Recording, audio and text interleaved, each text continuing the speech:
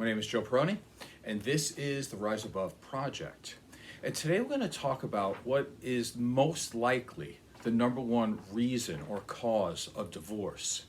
And I also want to talk about why are we so afraid to talk about the number one cause of divorce.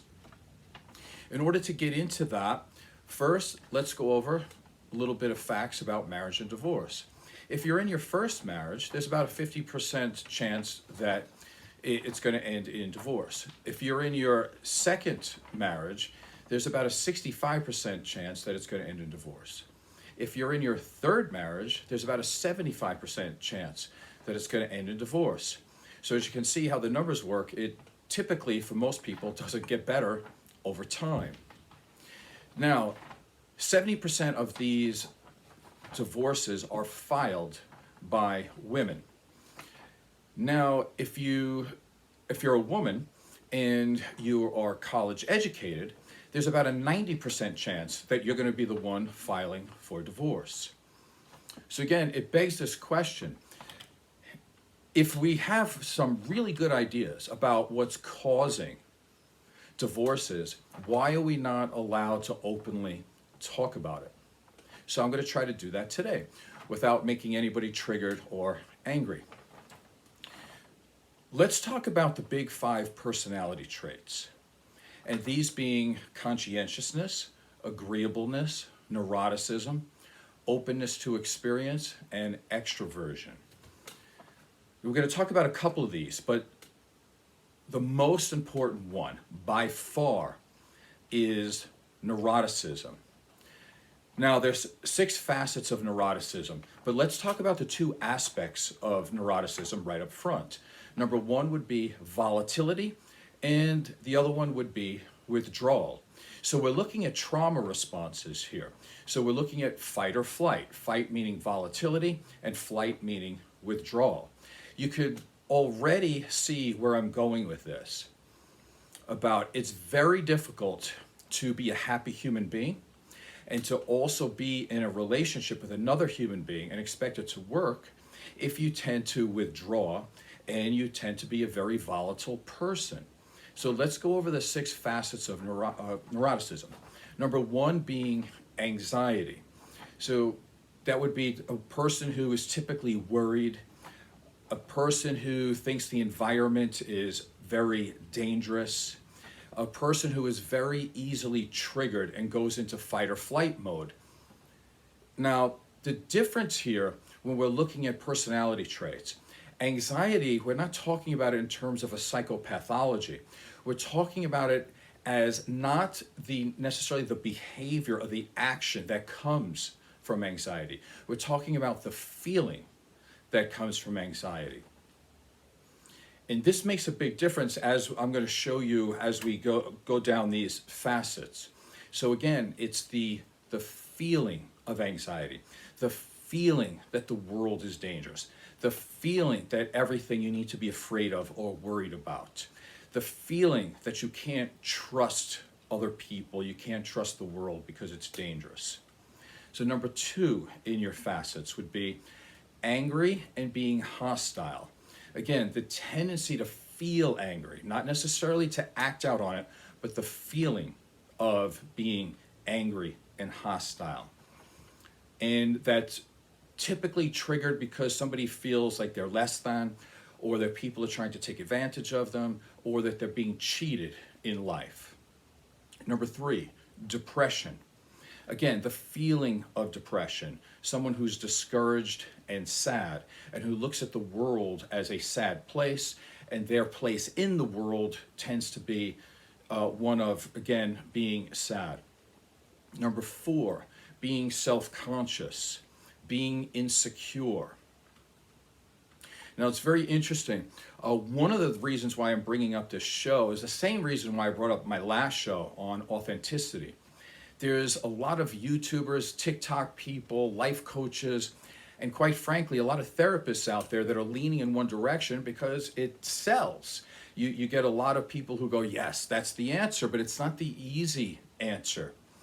And they use typically the words like narcissism. Everybody's a narcissist.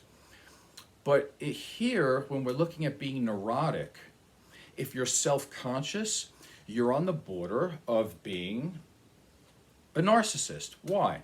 Because if you walk into a room and you're thinking that everybody's looking at you, or no matter what the situation is, even if it's just one other person, and you're worried about you all the time, what are they thinking about me? What can I say to make sure that they like me? This type of thing, it's very self-centered.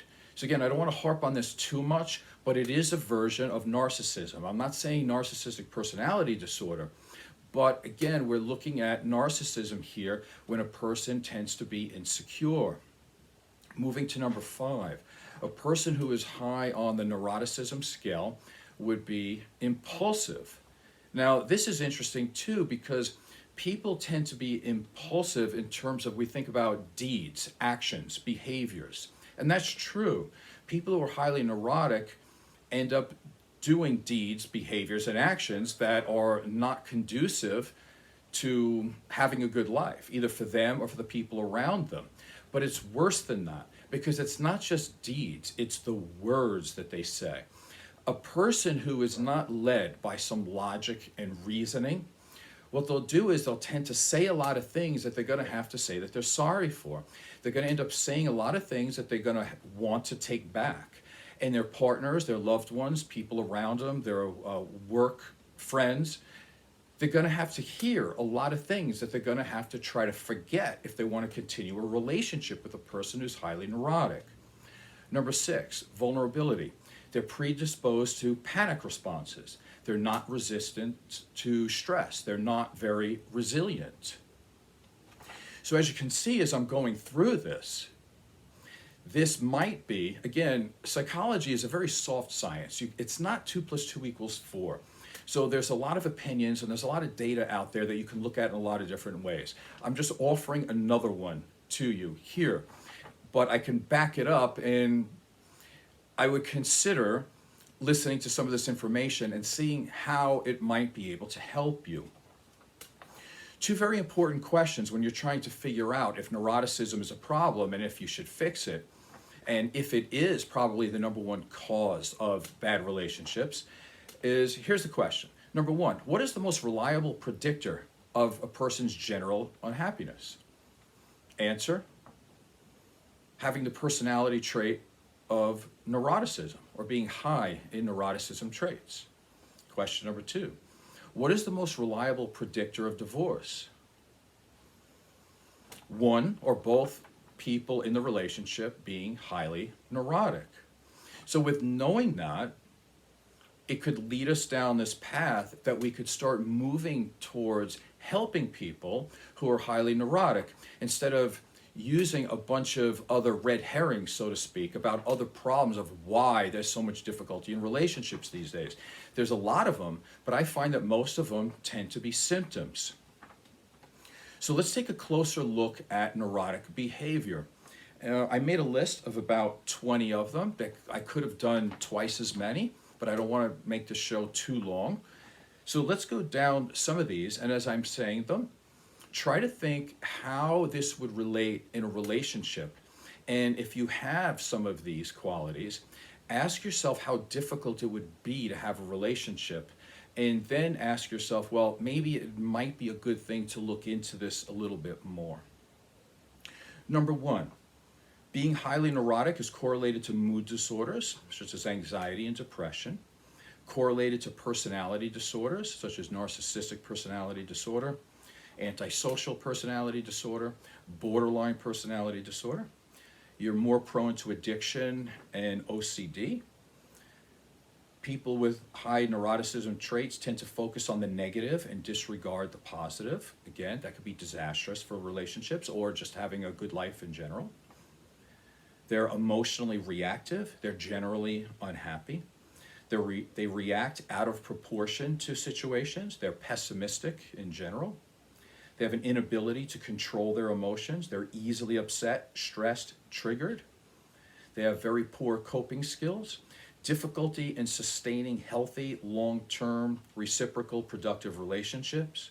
They have excessive guilt, which is interesting because they do blame themselves for things, but then they are not sure of how to fix that. And so then they end up being depressed, and it actually gets worse. They go in this circle of negativity. And then they end up watching YouTube channels, and then they hear things like, well, it's the other person's fault. Because there's also a tendency for people who are neurotic and highly emotionally dysregulated. They tend to say, well, I have a feeling, I have an emotion, something's wrong, therefore it's something in the world that's causing it, because it can't really be them, right? So it's that feeling. Now, then they might act out on it, and acting out on it, which causes the guilt. So again, I've said this a few times already, because I'm going to give you the answer a little bit later in the show about how we can start to fix that problem. They have low self-efficacy, they have low self-esteem, they're extremely prone to envy. A highly neurotic person is prone to being jealous. They have difficulty trusting people. So I don't want to make the show too long, because I think I'm going to make a note here, because I want to do a whole show on that. Because if you were to ask the question, if you can't, or you don't have the ability to trust other human beings. My cat is weighing in here. If you don't have the ability to trust other human beings, are you emotionally ready for a relationship? Should you be in a relationship if you can't trust somebody? Because if you can't trust people in general, and I don't mean that you can't trust an individual for something that has happened, I mean in general, if you can't trust other humans and you're pessimistic about humans and life, how do you build up intimacy with another human being? Because if you're not highly neurotic, what happens is that trust is earned. And over a period of time, as a relationship moves forward, you start to gain more and more trust. And then the relationship becomes stronger. But people who are neurotic, they never get past first base. They never build up a trust for other people. So that would be a good question to ask, is that, again, if you can't trust people, are you set up to have a good relationship with somebody, no matter who it is?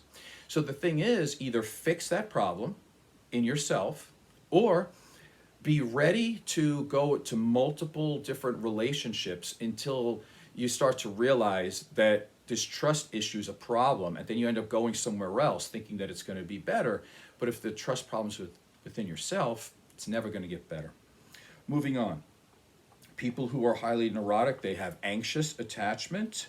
They're more prone to anger, more prone to hostility, confrontation, being oppositional. Let me lean down here because my cat is playing with the cord and is going to pull the camera over in about a second. Come on, William, give me a break. Okay, hold on. William. He's so friendly, this guy. Okay. Again, you're more prone to confrontation, being oppositional, and you're prone to being moody. People who are highly neurotic, they interpret neutral situations. William, you're killing me. They interpret neutral situations as being threatening. So again, as we're going down this, does this look like a good recipe for a good relationship? It doesn't. So going back to the very beginning, why are we afraid to talk about the number one cause of divorce? I think there's a lot of reasons here. I think the first one is just basic ignorance, right? It doesn't sell.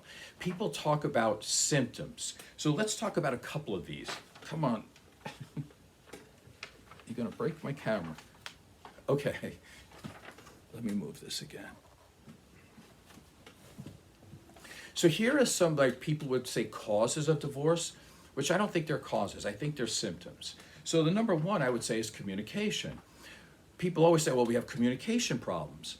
But here's the thing, you can learn communication really, I'm not gonna say it's easy, but there are skills that you can learn to learn basic communication. But of all of the symptoms that I gave you, all of the facets, all of the aspects of neuroticism, all of the neurotic behaviors that I had mentioned to you, do you think that you could have good communication? No, because your neuroticism gets in the way. Come on, you're killing me here. Your neuroticism gets in the way of your communication. So if you want to improve your communication issues, you can do that. But if you're a highly neurotic person, you have to handle the neuroticism, or else the communication will go nowhere. So that's number one. Number two, a big cause of divorce, or so they say, or most people, would be emotional abandonment. People just kind of grow apart emotionally. And that's true. That's really sad. I see it all the time. However, we have to look into it, and it's not all the time, but many times, if one or both partners is highly neurotic, how do you stay emotionally connected when one or both people are highly volatile, can't have conversations?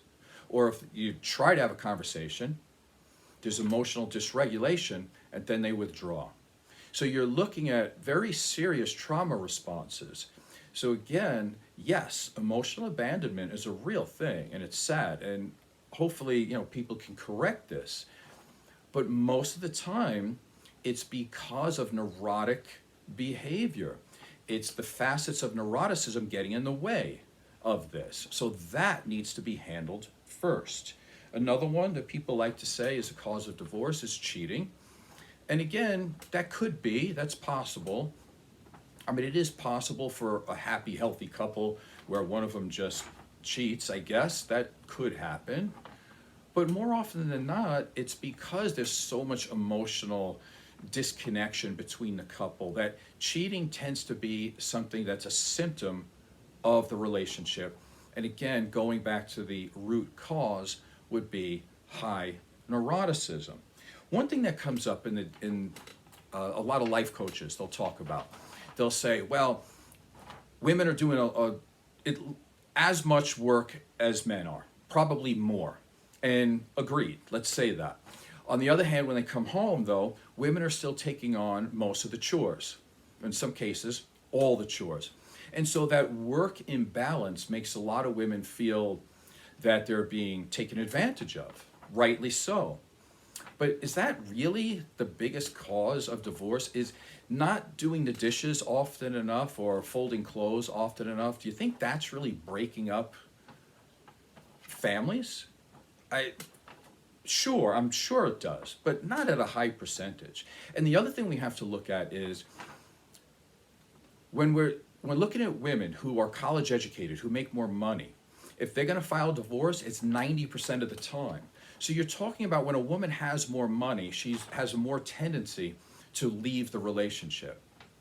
Probably because she can take care of herself on her own, and that's a good thing.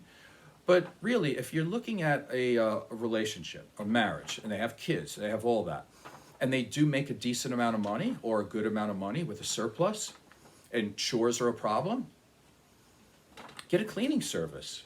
Like, that would solve the problem immediately. So I'm not really buying into that chores are the reason why families are splitting up. I would imagine it's a problem, it's a stress, it's something to argue about, but I'm not buying into that. That's like the number one cause of divorce. That doesn't make any sense to me at all. Again, I'm leaning towards high neuroticism traits. Now, here's a very big part of this show that I need you to listen to and consider it. I'm not saying that it's 100%, that you should go with it, but just follow this. Again, we have a lot of life coaches out there that they have a little bit of knowledge, but just enough knowledge to hurt somebody. It's like telling somebody, listen, go deep sea diving. And a bunch of people listen to them because they're popular on YouTube. And they do that. But they don't tell you how to deep sea fish. So then a bunch of people are going to drown. Right? And we're talking about relationships here. One of the things that's really being pushed, and I see this all over the place, whether I'm dealing with other therapists, whether I'm dealing with these things in social media, again, life coaches, they are literally telling women not to be agreeable.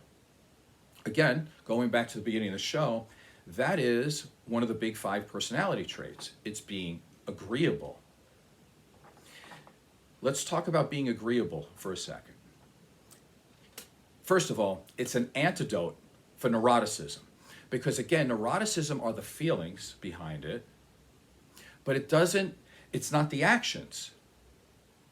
A degree of somebody's disagreeableness is what makes them act on those feelings. Again, go back to last week about being authentic. You might see something as negative, but do you need to be brutal to somebody and hurtful? Right? What would stop that is being a little bit more agreeable. Agreeableness right now, in the year 2023, as I'm doing this show, has become this four-letter word, this third rail that you don't want women to be.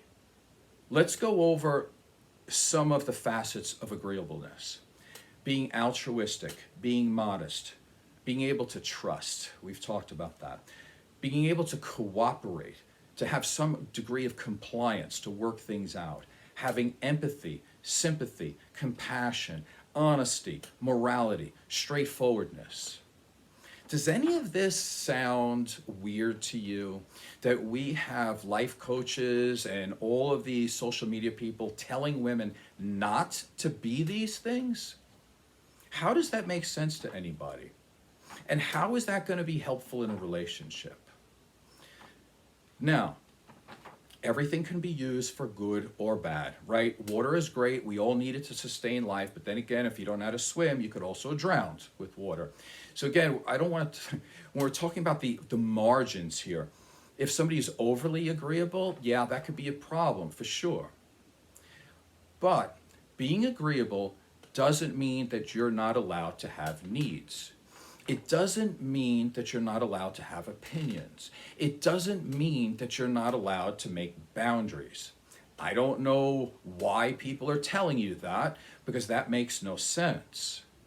Again, it's basically being agreeable just means being a good person. Not looking at your partner like they're the enemy, that you're trying to beat them, you're trying to be oppositional, you're trying to be as defiant as possible because you just need to take the other side and you need to be angry and hostile. Why are we selling that as something? So again, to reiterate, because it's extremely important, you can be a person who's highly neurotic, but if you're also agreeable, it cancels out that most of the time. So what we're literally teaching people today that are highly neurotic is don't look at those issues as being problems. Don't look at that. And the way to fix it is to be more disagreeable. Don't you dare be agreeable. Don't be one of those pick-me girls. Don't be one of those girls that just likes to get along with men. You know, this overly feminist type of attitude, which, by the way, I'm liberal. I've never voted conservative in my life. But there's a difference between, you know, there's a middle ground here where we're not doing things that are legitimately dangerous to people and relationships. You can expect relationships to get worse all the time if you tell people to amplify their neuroticism and be proud of who you are and then be as disagreeable as possible, because you're taking out the antidote that's not going to be helpful at all. So why are we afraid to talk about this? Well, here's another possible reason. Again, yes, I think people look at symptoms and they see that as root cause and they're just a little ignorant. They're not looking for the actual root cause. But I suspect this is that when we're looking at the traits of neuroticism, unfortunately, data is data. And yes, there are men who are neurotic. Absolutely. And we're seeing more and more of that these days. But women tend to be much more neurotic than men. So much so, and so much more significant, that we can almost say that neuroticism is a trait of women, independent of men. Because men, typically, they're raised to be more logic and reasoning. And yes, feelings and emotions matter. Absolutely they matter. But not to act on every one of those. Because then we have to look at what is the appropriate action off of a feeling. Not every feeling we have is caused by somebody else on the outside doing it to us. It's possible that it could be in us. And therefore, not teaching some of this really leads to more narcissism, because all it does is point to the world and say it's the world's fault. I'm not responsible for any of my emotions and feelings. Again, there's some good reasons to have emotions and feelings, you know, even the bad ones, right? Or there's nothing that's bad. It's just whether the feeling is productive or unproductive.